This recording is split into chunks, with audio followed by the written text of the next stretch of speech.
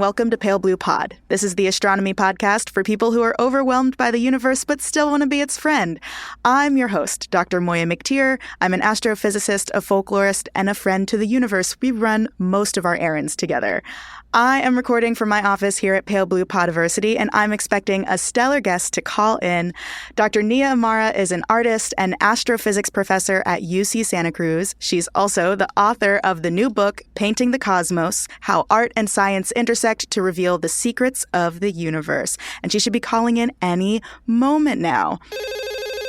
Hey, Nia, how's it going? Hey, Moiya, it's great to be here. So good to have you on the pod. Is there anything else you would want our listeners to know about you before we get started? Just I'm really grateful to be here. This is should be a fun time. Thanks, Moiya. Yeah. Well, I couldn't wait to have you on the show. I went to one of your book launch events in Brooklyn. When did the book come out? February 25th of this year. Nice. A little winter baby book.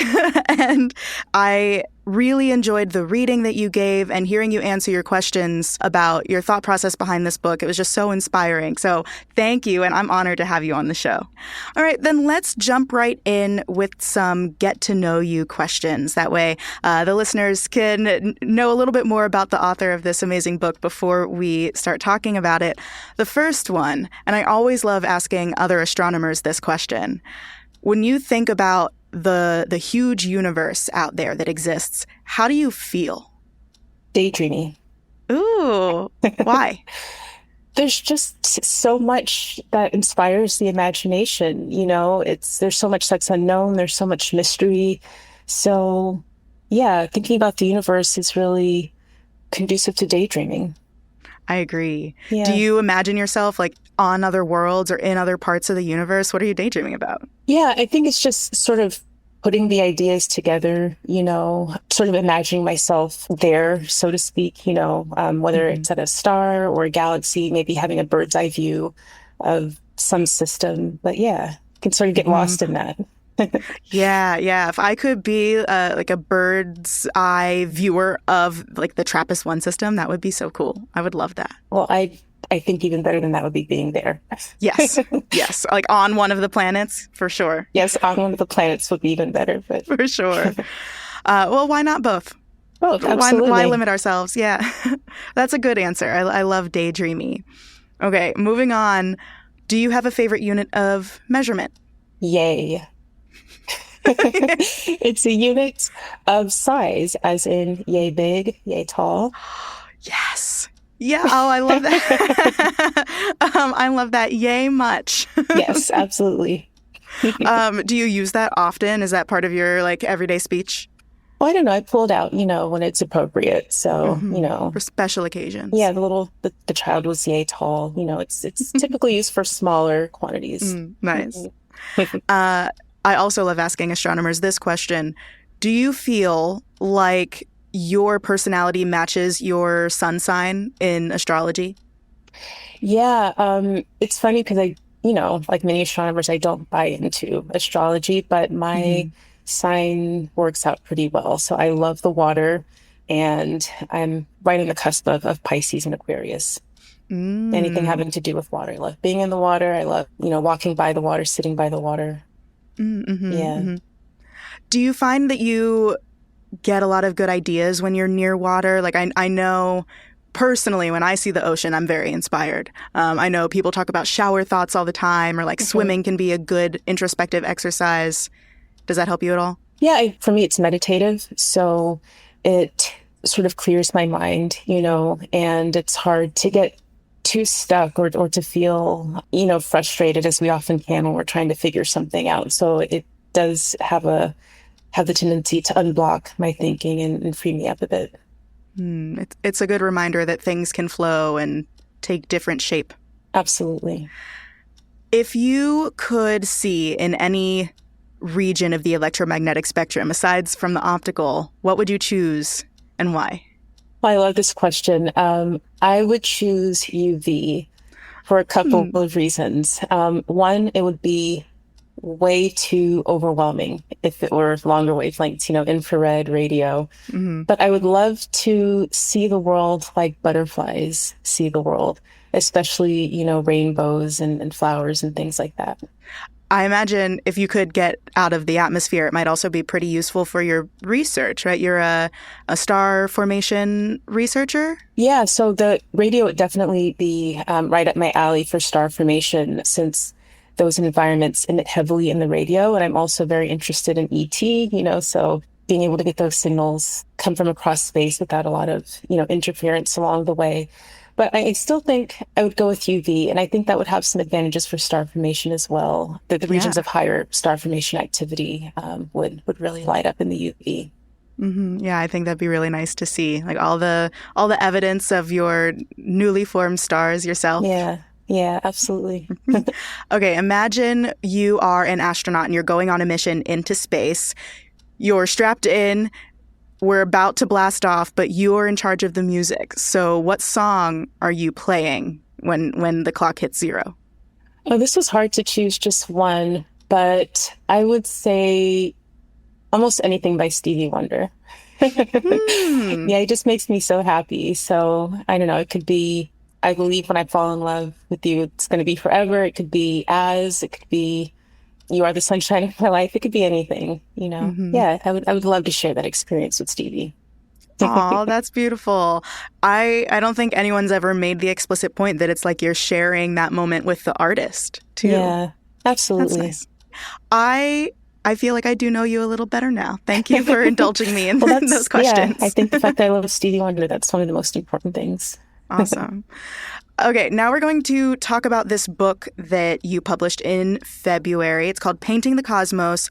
I loved it. I love seeing a book like this out in the world. My whole thing is combining science and art, and this book does that. And it also adds in history and culture and, personhood, and it's so beautiful. There are so many moments that I would love to talk about, but I want to hear your perspective on what it was like to write this book and what it's been like to see it out in the world. So starting with, what was your first vision of this book when it popped into your head, and how similar is that to this final version? In some ways, my initial vision of the book is similar to what I actually ended up creating. I wanted to explore different themes, different big ideas that I've often grappled with, ideas that I know that other people have thought about and grappled with, and then explore them from both the perspectives of art and science. I knew too that I wanted to really incorporate culture. I wanted to really, fold in my love of art and not really have art come in second place, as it often does when you are combining art and science. Art often comes in at the service of science, but I knew I wanted to create something where art stood on its own and was perhaps even more important than the science. And I wanted to create something that was meaningful to me and hopefully touched people. And from, some of the responses that I've been getting from people, it seems like it's been accomplishing some of that. So yeah, in some ways, the initial vision has been borne out. I'm so glad. Was it clear to you, like that the whole way through, how it would turn out? No, not entirely. And that's the thing. I learned so much, and you all know, writing is a process of discovery, creating is a process of discovery. So on the one hand, I had sort of an outline, a blueprint, some ideas, but there's so many surprises in terms of what I learned, in terms of what went into the book, in terms of, just sentences and things that came out well that I was pleased with. So it was really a process of discovery. I can't say that I was able to predict all of that. Yes, as a fellow writer, that is exactly how it feels. I'm in the middle of it right now, and it's kind of like a maelstrom, and I'm just trying to grab things as they come by. But you did it really well. Those things, those connections that you wanted people to make. I saw it. There's this beautiful connection in touching the invisible in that chapter. This connection between negative space in art and gravitational waves out in space, and then also like Black women in our field, all as invisible parts of the whole that matter, even though we don't always see them. And that was so beautiful. And there are just so many other connections like that in the book that it's not too on the nose. It's not too explicit. It's there for the reader to draw the line if they want to. I really appreciated that. Thank you for that. Yeah, that means a lot coming from you. that really resonates with what I wanted to accomplish. I didn't want to do anything too obvious, I mean, when we talk about black holes, we've heard sort of very cliche metaphors about, black holes are invisible but I didn't want to do anything, like you said, that was too on the nose, but those connections, that was part of the discovery process for sure. How did you decide what to include? Like, how did you limit the scope of this book? Because it goes all over the place science-wise, all sorts of scales. How'd you choose? And what was the order in your mind? Yeah, each chapter explores, again, like some big ideas, some big theme that I wanted to tackle. So the nature of light, the nature of time and space, the nature of rhythm or harmony. And a number of these chapters, these ideas I've been thinking about for a long time. Like I love light, and whenever I teach on that topic in my intro to astronomy classes, I really enjoy teaching about light. And that particular chapter, I always knew it was going to be there. I wanted to talk about light and color. Other chapters, I wasn't able to predict them. The chapter on rhythm, for instance, the rhythm and harmony. And so I think that was part of the process of discovery too. There were some elements that were part of the blueprint, but I also left myself open for just to have room to explore more, and similar with the stories that I wanted to tell. There were certain artists that I just knew would be a part of this, Romare Bearden and Aaron Douglas. And then there were others that I discovered more about along the way. And so, I just had to include those as well. And I imagine, though, that if I wrote this book a year from now, it would be very different in terms of what I would include, just because of where I would be at the time compared to where I was when I actually wrote it. I think about that often. That's such a weird part of writing, because we are drawing from the world around us in that moment, and it exists in a particular context. My first book definitely exists in a very specific context of writing it during lockdown. What context for you do you think really shaped this book? Oh, that's a great question, and I would say love. I wanted to write. Well, let me broaden it. I want my art to be about love and about connection. For me, this isn't just a book about art and science. Like, the science is a medium to talk about what I want to talk about. The art is a medium for that as well. One of the best things that reading has done for me has been to make me feel more connected to people, has made me feel, validated and seen. And, all of those things that are associated with love, which I believe is, our highest purpose as human beings. And so amidst all of the astronomy facts and stories about art history and culture, I want the sort of through line to be a message of love and connection. That's amazing. Yeah, I'm really glad you shared that. Thank you for sharing that. Thank you for putting that into the book, because that's an important message right now, especially right now. Yeah, absolutely. So you said before that there were some artists that you knew you were always going to include in the book. I'm curious about the things you discovered along the way. Was there anything in your research or in your preparation for the book that really kind of shocked you or stuck with you? Yes. So two of the artists that I mentioned, Romare Bearden and Aaron Douglas, these were both master painters of the Harlem Renaissance. Romare Bearden, one of the many ways to describe him is that he was a master colorist. I love color, and his paintings, his use of color was so genius, and this book was a wonderful opportunity to deepen my relationship with his work and learn more about his work. So I read what he wrote about his work, what he wrote about art, what other artists and commentators wrote about his art. And one thing that I learned in particular that was really wonderful is that Toni Morrison, had a great appreciation for his work. And in that context, she talked about how important color was in her own writing. So I really think it's fascinating how artists pull from other types of art, so writers pulling from music or visual art, and musicians pulling from visual art and poetry. And so to learn about how Toni Morrison, who I love so much, incorporated color into her work and how primary that was for her was really enlightening. And then to, learn more about Aaron Douglas and just how he masterfully composed these paintings and how there were so many layers of meaning to them. It was really wonderful. And these are, definitely some of the stories that have stayed with me. Oh, that's beautiful. Would you say that these painters like Bearden, would you say that they're your main inspiration as a painter yourself? Where do you draw that from? Yeah, I have so many inspirations.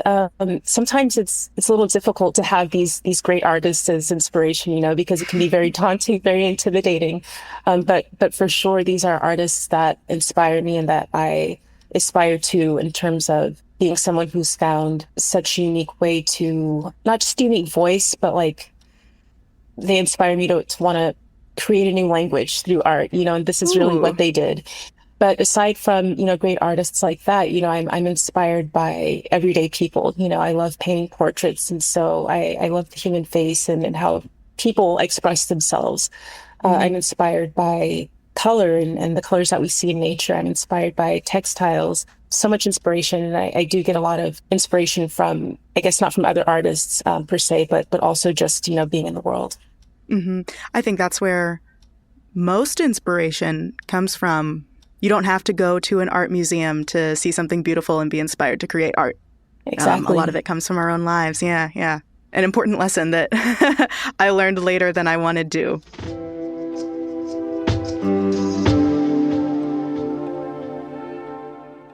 Hey there, it's me. Nia is outside on the balcony painting her view. From my office, you can see the waterfall off to one side and the quad where students hang out on the other. It's really nice, and I would love for her to have a piece of it that she can take home. But that gives me some time to share some messages with you. The first is a big thank you to all of my patrons who support the show financially. Thank you so much. As an independent podcaster, your support makes a world of difference. It would be so much harder to make Pale Blue Pod without your help. And I want to give a special shout out to my Sun-like stars, Scott Reynolds, Tom T, Nicole Bartlett, and Ashley Shambo. Thank you so much. You are golden, you're so hot, and you have the perfect gravitational field. If you haven't joined my Patreon already, what are you waiting for? You can hear your name on the show, you can make it onto my Patreon star chart, and you can get research notes for basically every episode for just $5 a month at patreon.com/palebluepod. You can also make a one-time donation as a supernova in the sky of Pale Blue Pod universe, and you can do that at the PayPal link in this episode's description. Of course, if you can't support the show financially, I completely understand, and that's fine. You are still space. And the best way to help the show grow is actually to get more people listening to it. So take a link to your favorite episode and send it to someone who you think would love Pale Blue Pod as much as you do. And of course, thank you for any support you can give in advance. My next message is a podcast recommendation. It's another show in the Multitude Collective, and it's called Wow If True. This is your one-stop internet culture shop explaining how what's happening online shapes the real world. The hosts are the internet experts and real-life besties to unravel it all, tech culture journalist Amanda Silberling, and science fiction author/attorney Isabel J. Kim, Esquire. They are asking and answering your burning questions about the internet, like why are edgelord tech bros literally everywhere, even in the White House? Are the AI overlords coming to take our jobs? And if so, why are these AIs so awful at playing Pokemon? So you can check out Wow If True wherever on the internet you find your podcasts. New episodes come out every other Wednesday. All right, Nia's ready. Apparently it was a miniature painting, and she's left it to dry, so let's keep talking about her book, Painting the Cosmos. But you do include some of your own work in the book. I know I saw at least one painting that I know was yours. How did that feel to include? The focus of this book for me wasn't my own visual art, so there are 2 oil paintings. That's my primary medium, oil on canvas, when it comes to painting. And then I actually did about a dozen illustrations. Those were graphic design. But as far as the paintings, there's one portrait of Clementine Hunter, and she's an artist who I talk about in the chapter on faith. And I thought it was appropriate to include as, my homage to this artist. And there's another painting called Shout that's in the chapter on the sun and rhythm. And again, it just felt right, in the context of that chapter. And so, yeah, I think it was more about like what felt right. And those two pieces, they just felt natural. But I would say that the writing was primary. And then those images, were there to sort of enhance and to fill out the story of the narrative. Yeah, and they were beautiful. I'm glad you included some of your own. When I first heard about the book, that was what I was most excited to see. Really, was your art in its various forms, the writing and the painting. It's nice to see them in conversation with each other. Thank you. And there are like 100 other images in the book? Yeah. There's so many. What was the process like of choosing what to put in the book? Was that easy, or was it, the hardest decisions ever? It was both. The way I like to describe it is I felt like a curator. I would love to curate like a physical in-person exhibit of the artworks and even the astronomy images in this book. In a number of places, the images were just sort of like obvious, again, what felt natural. In other places, I just had to think harder about, and I feel like that's how art often is. Sometimes you're just in the flow and like everything just lines up, falls into place. Just as often you have to really think about and craft and strategize about what's the best fit. The really hard part, the hard part was actually, getting all of the permissions for the images. And that did create some limitations that, were challenging, but I didn't set out with that in mind. I just sort of went with what I thought was appropriate and then did what I needed to do to be able to include them. Did you have to reach out to everyone for the permission stuff, or did the publisher help? Because that sounds so daunting to me. Yeah, it was daunting. I had to do the bulk of that. Woof. Yeah. All right. Well, I'm glad you did, because it's stunning. Thank you. So it's clear in this book that you are an artist in many forms. Painting, graphic design, writing, researching, which I see as an art form. It's creative for sure. I'm wondering for you, what these various art forms have in common in terms of, the philosophy you have for them, the process you have for them, and then what comes out the other side.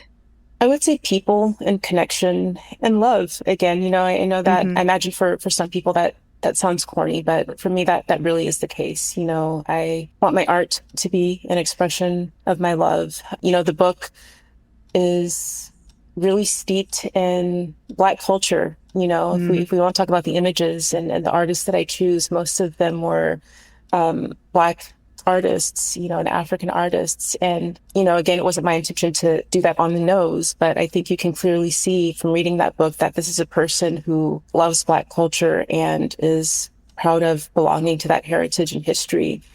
And that's needed in our world, whether it's the astronomy or the writing or the visual art. I want the work to be a vehicle, of my love. I want to promote connection. It makes me feel connected when I'm creating art. And as I talk about in the book, I offer some ideas for definitions of art. And one of them, borrowing from the great Leo Tolstoy, is that art is about communicating feeling. And when you do that, that's one of the deepest, most beautiful ways of connecting with other human beings. And yeah, we live in such a world where people feel so alienated. So for me, using art as a way to connect and to unify is really important. And that can be done through astronomy, through research, just as it can be done through painting a picture. That's an excellent point. I love that connection angle. I say all the time that reading is the best way to practice empathy. I'm pretty sure that's what taught me empathy. Just like reading stories and getting to see things from other people's perspectives and realizing that, it's this whole Sonder thing. Like, you are not the only person moving through the world. And art is such a powerful vehicle for that. Yeah. And I love that you included Black stories in the book. As writers, as creatives, we have choices. We make choices about the references we make and the people that we, explicitly pull into conversation with our piece. I think it's really important right now to take care in who we're bringing into the conversation and notice who has often been left out of that room. Yeah, you say that perfectly. I completely agree. Thanks. Yes. Well, you did it. You did it. I'm just responding to your work. So thank you. Okay, so that's how these different forms of art overlap for you. How do you feel they overlap in society? Where are examples of places that people can see these interacting with each other? To be honest, that's a tough one. I don't know that they're all interacting in a way that's satisfying to me. As far as the intersection of art and science, I think that's gained more traction and popularity in this past decade, maybe past 15, a little bit more, maybe 20 years. But definitely recently, I think this idea of science art interaction has gained more popularity. But most of the ways that I see it, whether that's in museums or panels or whatever, documentaries, for me, it's usually kind of dry or kind of forced or kind of obvious. But I think there are places where you can sort of find these things individually more often, whether it's going to a great concert or, a really moving art exhibit. Yeah, just people are so creative. I think there's plenty of opportunities. But as far as like the explicit bridging of art and science and all of these different things, I haven't come across too many situations where it's resonating with me. Right. Part of that, I think, is because it's everywhere, right? Like you mentioned concerts, you mentioned going to museums. Really, any science and any art is a bridge of art and science. That's true. Yeah, I think that's the other way to look at it is just maybe we sort of take that for granted and don't see those connections so immediately. Yeah, I think they're everywhere. But I also think more abstractly, your book points out a lot of great examples of this. I'm an exoplanet girly, and so I'm always going to go right to a chapter about finding exoplanets in life, if there is one. And I think in that, there's an example of this parallel, this mirroring between astronomers and physicists trying to find life on other planets for the last several decades. And here on Earth, art being an expression of life and the lived experience, and how artists are searching for proof of life in that way. Like both scientists and artists are looking for proof of life in totally different ways and for totally different reasons. But that to me is an abstract overlap of art and science that I think your book does a great job of illustrating. Well, thank you. Yeah, I think part of the process of discovery for me is moments like these, when folks are making these connections that I didn't necessarily see myself. Oh, yay. Yeah, how has it been? Like you've done interviews for this, you've done book events. What's the response to the book been? Has it been surprising for you? It's been invigorating. It's been meaningful. And I guess surprising in the sense that it's always wonderful to see what stands out for people, what's impactful for people. And so I remember talking with one person who said how sort of soothing and how much solace it provided to read about how the speed of light is a constant of nature with this, this craziness going on in the world right now. And not just right now, things have been tough for a lot of people in this world for quite some time. But for this person to be able to contemplate this idea, in spite of all of this, in the midst of all of this, there's this constant of nature that always has been and always will be and is in other parts of the universe. They found that, something that gave them peace, that was really meaningful to me. And just moments like that when, these little tidbits of information, whether about on the astronomy side or on the art side, that made me feel like, I was accomplishing my goal in some small part to connect with people. Yeah. I mean, how could a book like this not? I think people are craving connection in many forms. I think people are really trying to embrace the blurriness between things that we historically have considered very distinct. Like, I think now is a time where people are more willing to do that. So blurring the line between science and art and culture, I think now is a particularly good time for this book. That's right. And I think something else that along those lines that has stood out to me, that's meaningful to me, is I feel like when people see things coming together in these unusual ways, and when they read these stories, about these different artists and scientists in the book, from conversations with people, it feels like that's been empowering to people. And that also is very encouraging to me. I feel like this is a time where we need to feel empowered. We have agency to change our world, to shape our world. And that really is one of the underlying messages of the book, this idea of painting the cosmos, that we have the power to create meaningful change in our world. And so connecting with people on that level has also been really meaningful. That's beautiful. Do you have any advice for people? I'm going to ask two different advice questions. Okay. And the first is for people who want to make that change, like for people who want to paint their own cosmos. How would you recommend people take that first step? Wow. I know that's a big question. Sorry. I think it's the first step part. I guess I would want to know where they are on their journey, but I don't know. One thing that you said that really resonates with me is the importance of reading, so I feel like that's maybe a good answer for people wherever they are on their journey, whether it's the first step or whether they're halfway through. But for me, reading has often, it helps, it empowers me, reading these stories about people throughout history or even contemporary, seeing what folks have gone through and how they've still been able to retain and even increase, their humanity and their integrity and their ability to serve others. I find that really empowering when I'm going through whatever, but I think stories for sure, learning from other people and doing that through reading is really important. I feel like there's no other medium that allows you to do that in the same way as reading does. And that's why reading and literacy has always been so important to people. That's why, our ancestors fought for the right to read. And even when they couldn't, that doesn't mean that you can't be a powerful person, but it gives you the extent of how important reading is, that somebody like Harriet Tubman would value that so much. So reading is definitely part of that for me.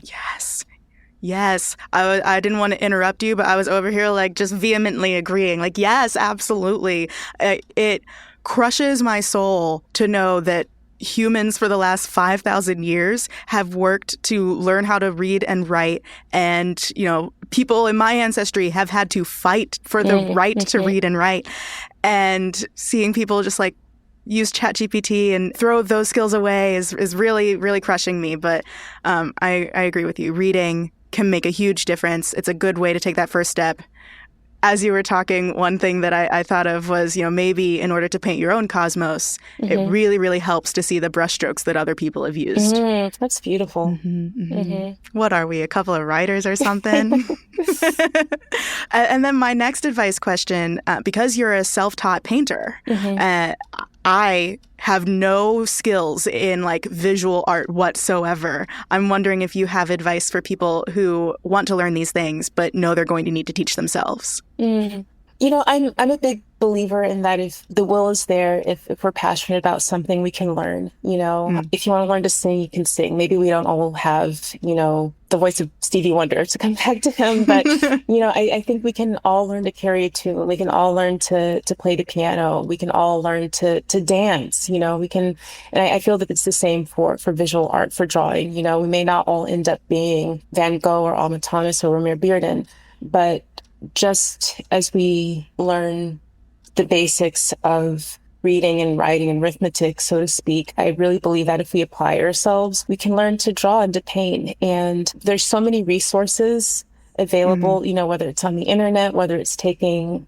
classes at your local library. But really, it's just the desire and committing the time to it, practicing. We were talking about writing being a process of discovery. I feel the same way about drawing, when you really have to look at a face or a flower or whatever you're, intent on drawing, you notice that thing in a deeper way than other times when you're just sort of passing it by. Yeah, so I say just sort of take the time and believe you can do it and you can learn. Nice.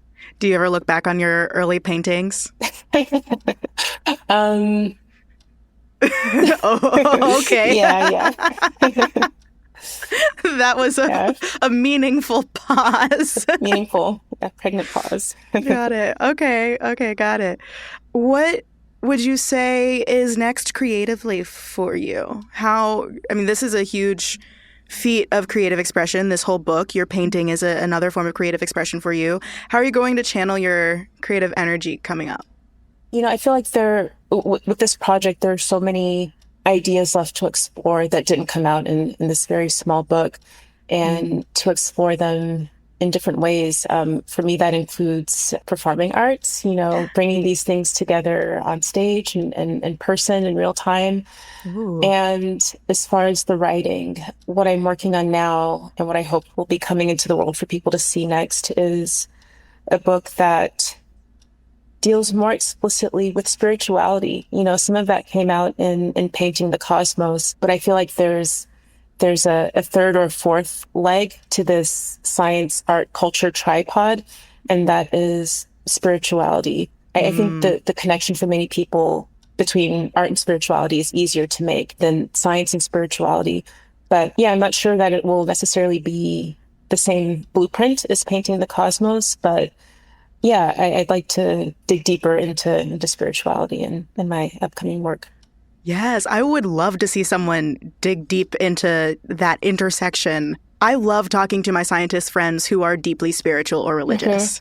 I love hearing their perspectives on it and the way that they combine the world into a view in their minds. It's beautiful to see. So I would love to see you explore that. I'm looking forward to it. Okay, awesome. Well, is there anything else you would like to share about Painting the Cosmos for listeners who will hopefully also be readers? I just hope that it touches people. I hope that people do feel connected, validated, empowered. Yeah. All right. Sounds good.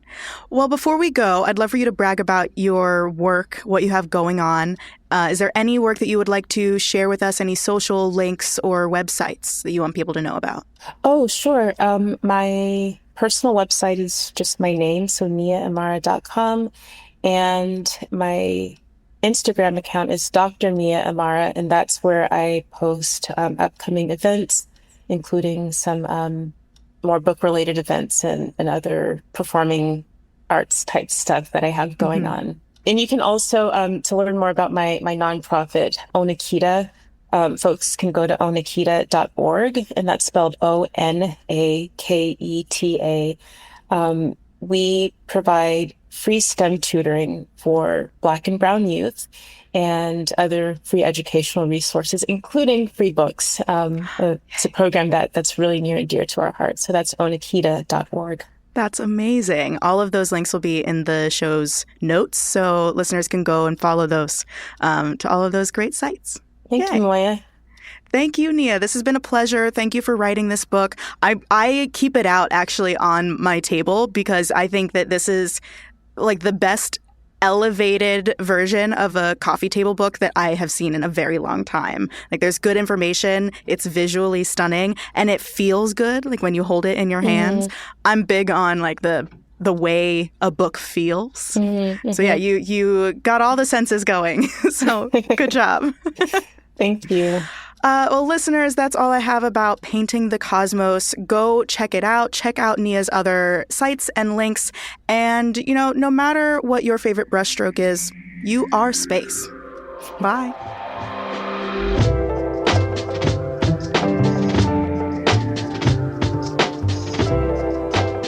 Pale Blue Pod is hosted by me, Dr. Moiya McTier, a.k.a. the universe's bestie. I created the show with original co-host Corinne Caputo, a comedienne extraordinaire, and help from the Multitude Productions team. Our theme music is by Evan Johnston, and our cover art is by Shay McMullen, and our audio editing is handled by the incomparable Misha Stanton. I am Go Astro Mo everywhere online, and you can stay in touch with the show and the universe by following Pale Blue Pod on Instagram or checking out our website, palebluepod.com. We are a member of Multitude, an independent podcast collective and production studio. So if you like Pale Blue Pod, you will love the other shows that live at multitude.productions. And if you want a shout out on the show and research notes for every episode, you can join our community over at patreon.com/palebluepod for just about $1 per episode. Thank you so much for listening to Pale Blue Pod. I'll be back next week. Bye.